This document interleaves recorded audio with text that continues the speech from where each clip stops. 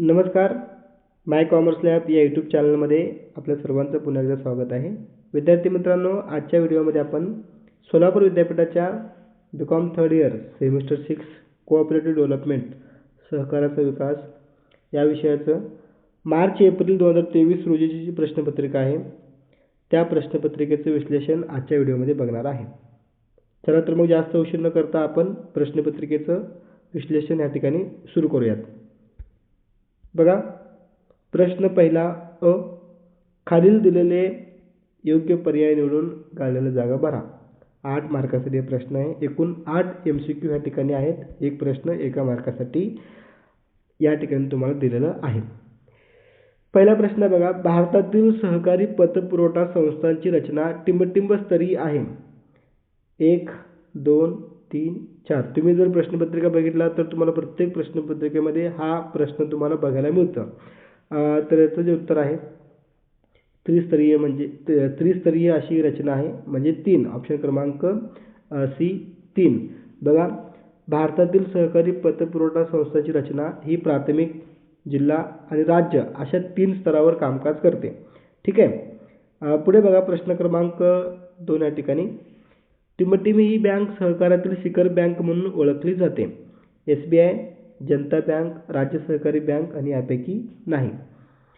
हे देखील प्रश्न तुम्हाला रिपीट पाहायला मिळतं. बघा, सहकारातील शिखर बँक म्हणून हे राज्य पातळीवर कामकाज करणारी राज्य सहकारी बँक हे शिखर बँक म्हणून या ठिकाणी कामकाज करते. म्हणून याचं उत्तर आहे ऑप्शन क्रमांक सी, सहकारी राज्य सहकारी बँक.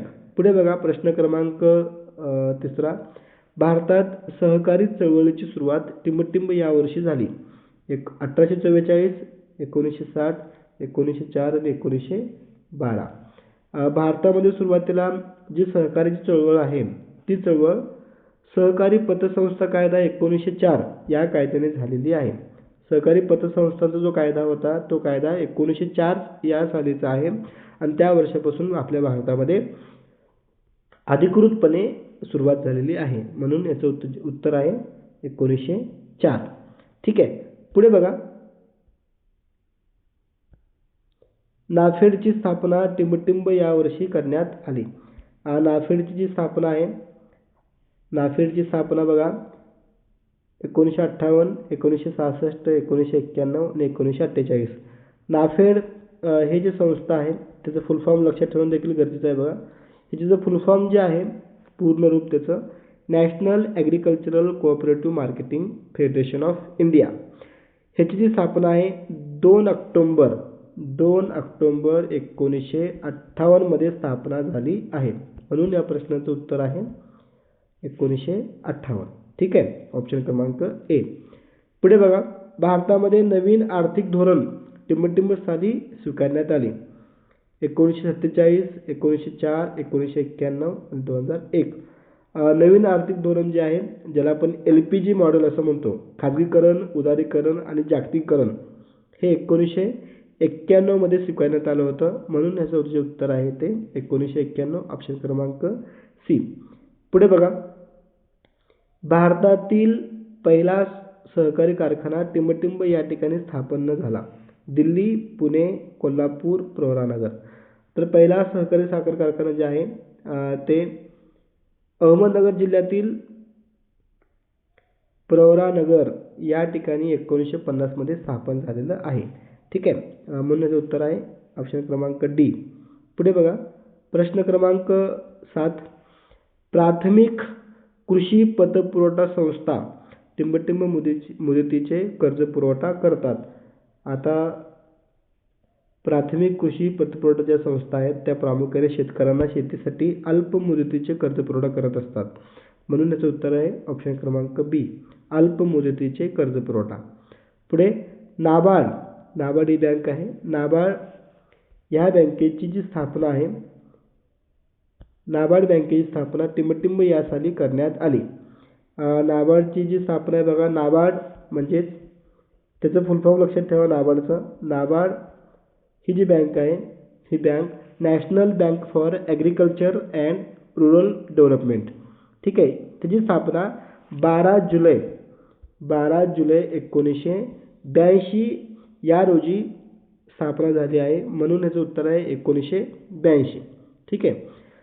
तर पुढे बघा आणखी काय प्रश्न बघूयात आपण, जेणेकरून तुम्हाला परीक्षेच्या दृष्टिकोनातून ते महत्त्वाचे असतील. प्रश्न 1 मधला ब बघा, खालील संकल्पना स्पष्ट करा. 4 मार्कासाठी हे प्रश्न आहे. नाफेडचे पूर्ण रूप लिहा. बघा 2 मार्कासाठी तुम्हाला फक्त नाफेड म्हणजे काय एवढंच लिहायचं आहे. त्याचं पूर्ण रूप लिहायचं आहे. NAFED, national agricultural cooperative marketing federation of India. झाले, तुम्हाला 2 मार्क मिळाले.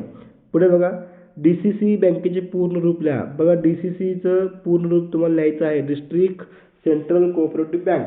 संपलं, तुम्हाला 2 मार्क या ठिकाणी मिळाले. पुढे बघा, प्रश्न 2 टिपा लिहा. कोणते 2 तुम्हाला लिहायचे आहेत? 6 मार्कासाठी हे प्रश्न आहे. एक प्रश्न तुम्हाला 3 मार्काला आहे. सहकारी चळवळीवरती नवीन आर्थिक धोरणाचा परिणाम. दुसरा, ग्राहक सहकारी संस्थांची उद्दिष्टे. तिसरा प्रश्न आहे सहकारी प्रक्रिया संस्थांच्या समस्या. आणि प्रश्न क्रमांक 3 आहे बघा, 10 मार्कासाठी दीर्घोत्तरी हा प्रश्न आहे. काय विचारलंय?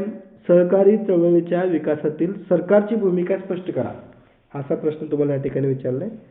पुढे बघा, प्रश्न क्रमांक 4, खालीलपैकी कोणत्याही एका प्रश्नाचे उत्तर लिहा. 12 मार्काला प्रश्न आहे. प्रश्न क्रमांक 1 बघा, ह्याच्यामध्ये कोणतंही एक लिहायचं आहे. ग्रामीण विकासात सहकारी साखर कारखान्याची भूमिका स्पष्ट करा.